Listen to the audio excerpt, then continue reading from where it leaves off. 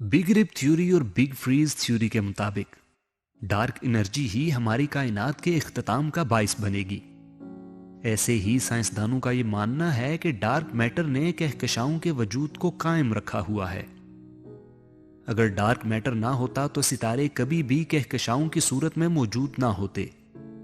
दिलचस्प बात यह है कि डार्क एनर्जी और डार्क मैटर को कभी भी देखा नहीं गया, लेकिन सारी साइंटिफिक कम्युनिटी इनके वजूद पर हतमी तौर पर यकीन रखती है। आज हम यही जानने की कोशिश करेंगे कि डार्क मैटर और डार्क एनर्जी आखिर हैं क्या।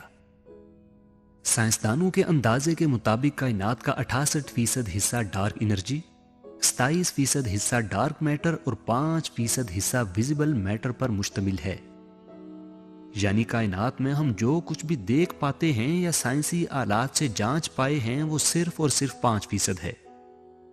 कायनात के बाकी 95% को ना तो हम देख पाए हैं और ना ही हतमी तौर पर कुछ जानते हैं। जहां तक बात है डार्क मैटर की, साइंसदान अभी तक इसका बराह रास्त मुशाहिदा नहीं कर पाए। इसकी वजह यह है कि यह ना तो किसी किस्म की रोशनी को खारिज करता है और ना ही किसी किस्म की रोशनी इससे मुनक्किस होती है। यह दिखाई देने वाले मादे के साथ किसी भी किस्म का तामुल नहीं करता और हर किस्म की रेडिएशन के लिए नाकाबिले दीद है। यही वजह है कि हमारे मौजूदा साइंसी आलात इसे जांच नहीं पाते। लेकिन साइंसदान फिर भी कहकशाओं पर और कहकशाओं के जुर्मट पर इसकी कशिश शकल के असर की बिना पर इसके वजूद पर यकीन रखते हैं।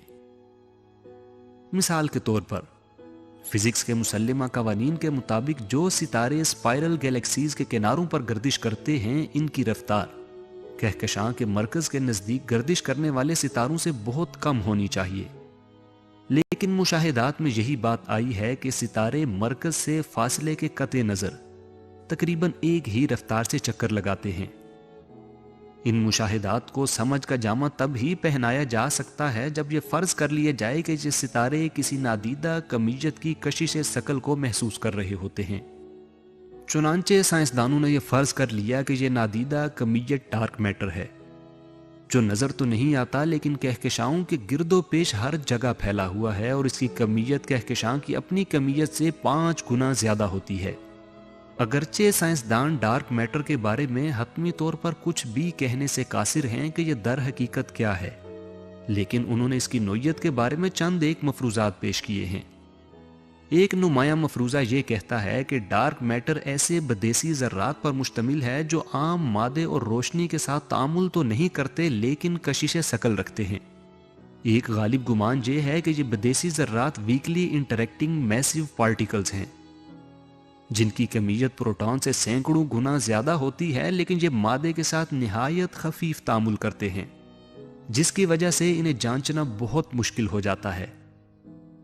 बाद साइंसदानों का गुमान ये भी है कि ये बदेसी ज़र्रात न्यूट्रलिनोस हैं, जो न्यूट्रिनोस से वजनी और सुस्त रफ्तार होते हैं। लेकिन मसला ये है कि न्यूट्रलिनोस अभी तक सिर्फ फर्जी और नजरियाती ज़र्रात हैं और इन्हें कायनात में कहीं भी दरियाफ्त नहीं किया जा सका। बेशुमार साइंसी ग्रोह इस कोशिश में हैं कि वो लेबॉर्टरी में डार्क मैटर के ज़र्रात को पैदा कर सकें ताकि इन पर मजीद तहकीक की जा सके। बावजूद इसके कि डार्क मैटर नजर आने वाले मादे से 5 गुना ज्यादा है, लेकिन ये दोनों मिलकर भी कायनात का सिर्फ 32% बनते हैं। बाकी का 68% पुरइसरार डार्क एनर्जी पर मुश्तमिल है। 1990 तक साइंसदान ये समझते रहे कि ग्रेविटी की कुव्वत कशिश बिल आखिर कायनात के फैलाव की रफ्तार को कम कर देगी। लेकिन 90 की दिहाई में 2 अलग अलग टीम्स ने जब कायनाती फैलाव की कम होती हुई रफ्तार को मापने की कोशिश की तो निहायत ही हैरत अंगेज नताइज सामने आए। उन्हें पता चला कि कायनाती फैलाव की रफ्तार कम होने की बजाय रोज बरोज बढ़ती जा रही है। एक साइंसदान ने इस पर तबसरा करते हुए कहा कि यह दरियाफ्त ऐसी है जैसे आप चाबियों का एक गुच्छा हवा में उछालें और यह तवक्को करें कि यह नीचे आएगा मगर वो ऊपर ही ऊपर जाना शुरू कर दे।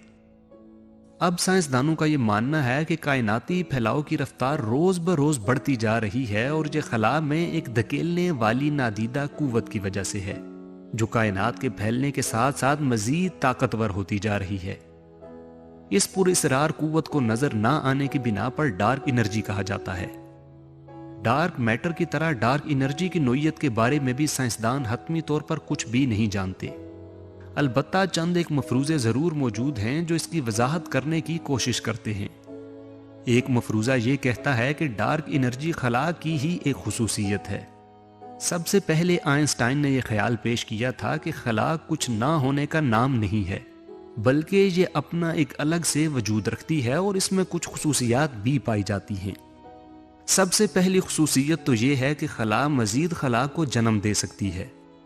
دوسرا یہ کہ یہ خلا اپنی طرح کی ایک خاص انرجی رکھتی ہے جس کا اثر گریویٹی کے بالکل برعکس ہے۔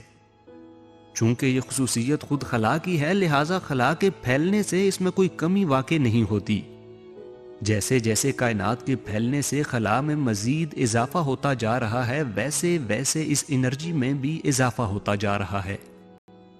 ایک دوسرے مفروضے کے مطابق ڈارک انرجی ایک انرجی فلوئڈ یا فیلڈ ہے جو تمام خلا میں پھیلی ہوئی ہے، اور کائنات کے پھیلاؤ میں اس کا اثر عام مادے اور توانائی سے بالکل متضاد ہے۔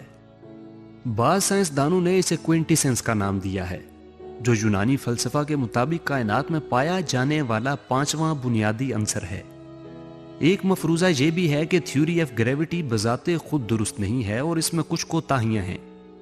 یہ ہمارے نظام شمسی کی حد تک تو درست نتائج دیتی ہے، لیکن کہکشاں کی سطح پر اس کے اطلاق سے جو نتائج پیدا ہوتے ہیں ان میں کائنات کے پھیلاؤ کا اثر واضح نہیں ہے۔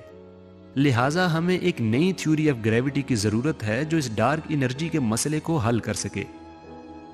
دلچسپ بات یہ ہے کہ جو سائنس مشاہدے اور تجربے میں نہ آنے والی کسی چیز کو تسلیم نہیں کرتی تھی، وہ ڈارک میٹر اور ڈارک انرجی کے بارے میں صرف ان کے اثرات کی بنا پر ان کے وجود کو یقینی طور پر تسلیم کرتی ہے، اور یہ بھی تسلیم کرتی ہے کہ کائنات کے 95% حصے پر مشتمل ان حقائق کے بارے میں وہ حتمی طور پر کچھ نہیں جانتی، لیکن کائنات کا 100% حصہ جس ذات کی موجودگی کی گواہی دیتا ہے، اس ذات کے بارے میں وہ حتمی طور پر کہتی ہے کہ وہ خدا موجود نہیں ہے۔